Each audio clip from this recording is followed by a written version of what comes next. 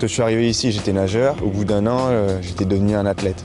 Cette université américaine recrute les meilleurs nageurs de la planète. Ils sont une soixantaine, garçons et filles mélangés. Auburn, ce sont 28 médailles olympiques et des dizaines de titres mondiaux. Quels sont les secrets de ce centre d'entraînement, devenu la Mecque du sprint mondial? J'ai mis du temps à prendre ma décision en 2002. Il y a 8 ans, Frédéric Bousquet est recruté par l'université d'Auburn. À l'époque, c'est un nageur prometteur mais pas encore accompli. Pour progresser, l'université lui offre une bourse d'études. Il découvre alors un autre univers et, étonnamment, débute dans cette salle de basket. C'est vraiment sur ce terrain que j'ai fait mon premier échauffement.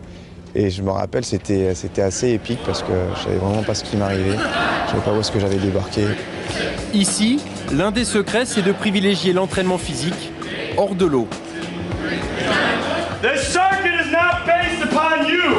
Plusieurs semaines d'efforts en début d'année, un stage intensif, unique au monde.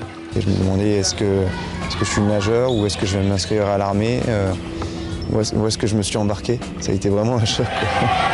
Attention, pas question de baisser les bras. Lorsqu'un athlète est à bout de force, ses coéquipiers sont appelés en renfort pour l'encourager. Une phrase que je me suis souvent répétée la première année, c'est « je vais jamais y arriver, c'est trop dur, je peux pas ». Et je ne peux pas, ça fait pas partie de leur vocabulaire en fait. Auburn, c'est aussi une philosophie avant-gardiste. Moins nager pour mieux nager. Pas besoin d'enchaîner les kilomètres dans l'eau pour être performant.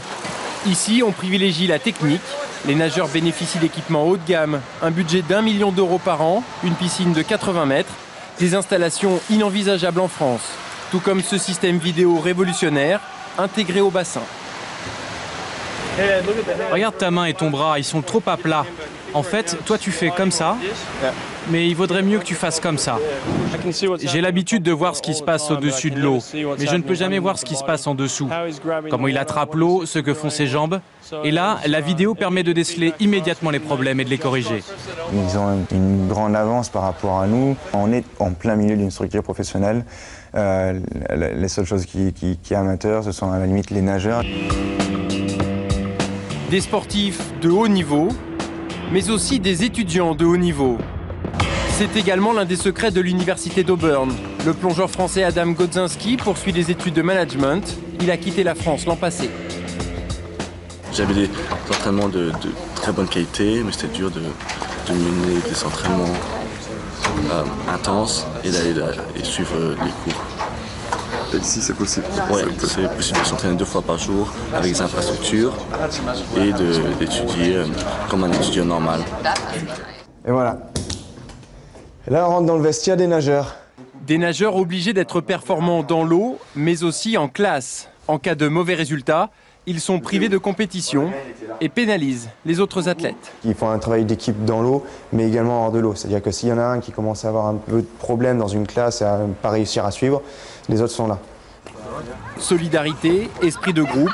Dans le campus, comme Frédéric en son temps, Adam et tous les athlètes étudiants vivent en colocation. Des appartements et des chambres minimalistes, histoire de ne pas se détourner du principal objectif, gagner le championnat universitaire. Frédéric Bousquet l'a remporté à 3 reprises. Et depuis 10 ans, l'université d'Auburn rafle tous les titres. Des nageurs surentraînés, surmotivés, qui grâce à ce programme sont devenus champions olympiques du monde ou d'Europe. Si j'étais resté en France, j'aurais continué à tourner en rond et j'aurais peut-être amélioré mes temps, mais loin de là où j'en suis aujourd'hui. Depuis la fin de son cursus, Frédéric Bousquet est pensionnaire du club de Marseille. Mais il a choisi de revenir s'entraîner aux États-Unis. C'est donc ici, dans l'anonymat du campus d'Auburn, qu'il prépare les prochains championnats de France.